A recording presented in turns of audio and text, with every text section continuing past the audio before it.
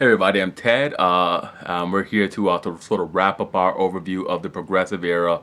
Um, and to begin with, let me just dive right into our lecture by saying that the progressive movement was really spearheaded by city-based, white-collar, middle-class Americans who were driven to end the abuses and the corruption that they had seen really come to characterize the city governments of and really the national businesses of the republic. Progressives wanted to replace the old corrupt political machines with new, modern, and efficient methods of governing of the cities. They wanted to return power to the people. Methods like the initiative, which restored the power to create legislation to the people, the referendum, which allowed the people to vote and voice their opinions on legislative acts, and of course the recall, which allowed the people, the average citizens, to recall and replace underperforming elected officials. Progressive also favored the direct election of senators instead of the state legislatures appointing senators. Now, an extension of the franchise and the secret ballot were also championed by progressives. The progressives were also moralists who wanted to restore honesty to business, production, and government. They wanted to protect the hyper exploited immigrants, women, and of course, children. They wanted to introduce scientific reason to society. They wanted to instill a sense of discipline, service, and of course, virtue to the people, so that they would look beyond themselves and towards the good of the country. Now, the link between progressivism and contemporary liberalism is the idea that government is not the problem, but the solution to solving the problems of the nation. Now, liberals of the 19th century feared government. It can be argued that the liberals of the 19th century viewed government power as the primary reason for the world's troubles, and they actively sought to limit government power whenever they could. Progressivism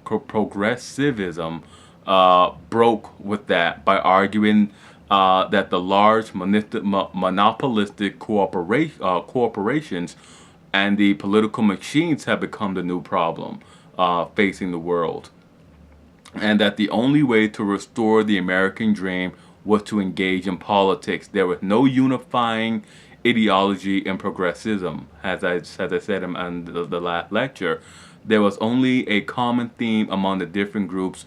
The only common theme among the different groups was a general panning of Adam Smith's theories about the market, because from their experience and the experience of the world, the market does not regulate itself. It simply allows for businesses to further expand and for abuses to become rampant. Progressivism and the federal government sort of impacted the way the progressives sort of proceeded with their initiatives. They agreed to use the government, the progressives. They agreed to use the government to achieve their aims, but they disagreed on how to go about using the government's power. There was a major disagreement, for example, over merely regulating big business or dismantling the monopolies. This came to a head during the election of 1912, as Roosevelt's New Nationalism faced off against Wilson's New Freedom. And as I stated in our lecture on the election of 1912, New Nationalism argued for regulation of business. Roosevelt stated that we could not do away with business, that we're here to stay. We could not do away with capitalism. It was here to stay. We must only regulate it. Uh, and also call for greater social guarantee for working men, admitting that laissez-faire had not worked out for everyone's benefit. That was New Nationalism. New Freedom wanted to smash big business and restore even and honest competition. And we also discussed in our last lecture, Wilson, once he became president, he abandoned New Freedom and implemented many aspects of Roosevelt's New Nationalism. Those who oppose positive government action or intervention will become known as the conservatives. And they were really embracing 19th century liberal views on the fears of government and government power. Now, in this understanding, American conservatives were standing in opposite to European conservatives who favored government power, and in many cases advocated for absolute government power. It is also important to note, to really note, that the American liberals and conservatives based their views on John Locke's social contract. American moderates do as well. Really all American political thought is really based on John Locke's social contract. It's sort of the bread and butter, so to speak, of American ideologies. The ideas of European conservative and thinkers like Hobbes of European conservative thinkers like Hobbes, they don't really factor into American thinking that much. Hobbes had maintained in his opinions that the natural state of human existence is solitary, brutish, and short. He thought that the only way to overcome this was to give absolute power to a monarch or a small group of noblemen. Now, while you will find Americans who support Hobbes' theory on man, on the state of man being, short, brutal, and kind of solitary, you will not find Americans who find or share Hobbes's views in absolute obedience. You won't find any Americans that. Conservatives don't find that. Liberals don't really find that appealing. They don't really subscribe to that. It is not in the American political thought. Conservative Americans, they argue that strong centralized governments are the greatest threats to freedom. It is a little humorous, really, to think about modern conservatives in the United States adhering to liberal ideologies, and also humorous to think of modern liberals in the United States adhering to 19th century conservative ideologies. It's just really funny when you think about it, and definitely prone to sort of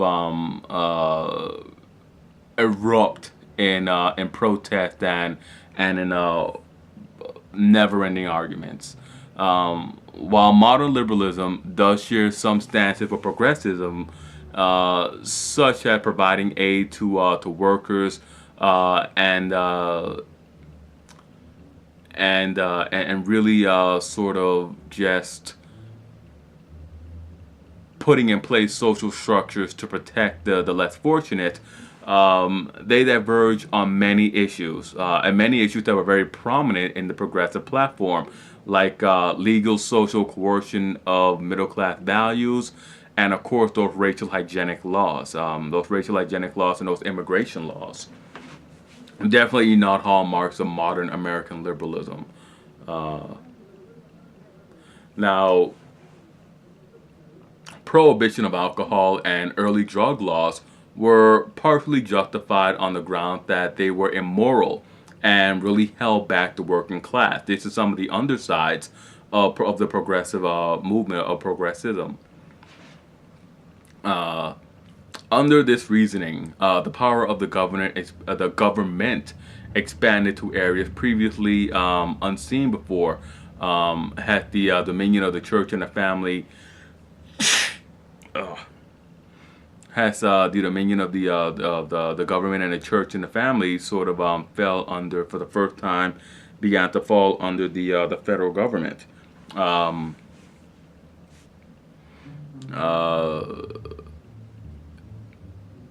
We begin to sort of see social reform metamorphosize into social control. The desire to help new immigrants led to a campaign to Americanize them at the cost of destroying their traditional cultural behaviors. Back then, this was the liberal view. This was the liberal view. This is what the liberal society called for: Americanizing, saving the immigrant, rather than sending them back to their homelands. By Americanizing them, by giving them good American values, you would make them better people and make the world a better place. That was the liberal view. The best thing for immigrants were to simply have them think and behave like middle-class and white Americans, and sooner or later they would join middle-class white Americans. Additionally, progressive efforts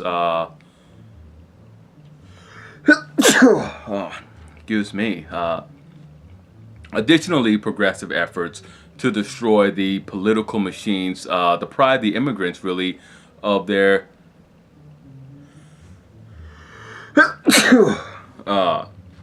deprive the immigrants of their the only social and political force that really took care of them. Had covered in earlier lectures, men like George Plunkett, the Tammany Hall ward boss, provided diligent attention and services to his constituents, and he was rewarded with their votes. When the political bosses were removed from the scene, when the political machines were removed from the scene, the immigrants really didn't have anyone to turn to for immediate aid.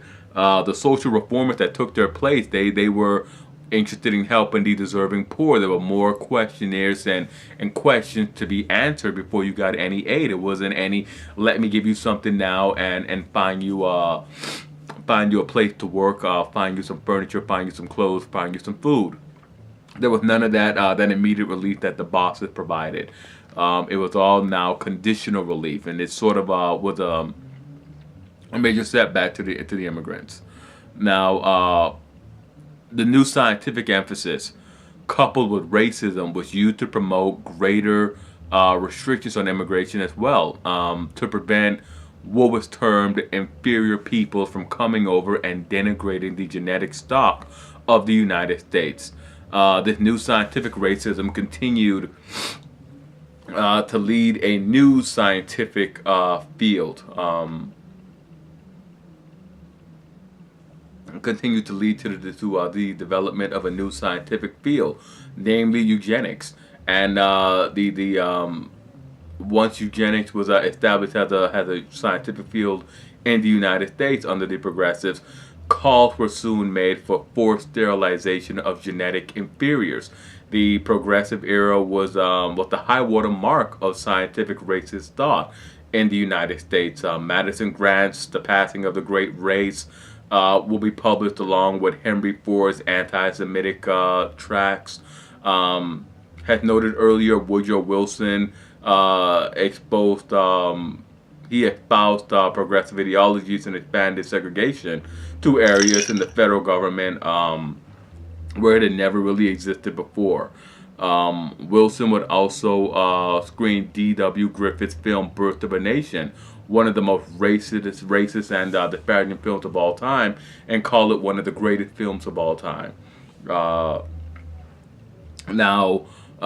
racism helps to really explain the establishment of the informal and informal American empire, two topics that we will discuss in our next lecture. The progressive ideas for improvements and the ideas of scientific racism fused into an American version of the white man's burden.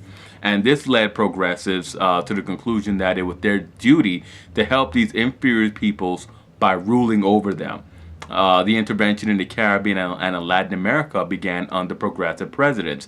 The progressive era and the ideas on nationalism and centralization would lead to a crackdown on civil liberties during World War I. This was done with the passage of the Espionage and the Sedition Acts back in the late 19-teens. These two acts outlawed dissent and criticism of the war and were supported by the Supreme Court. Our old friend Eugene Debs was jailed under these acts. In addition to the problems, much of the legislation passed by the progressive failed to really stop big business from becoming more centralized and destructive toward competition. Big government has in any way failed too. It failed to really address the problems it originally intended to fix. It is also noteworthy that the progressive legislation coincided with the decline of mass voter participation.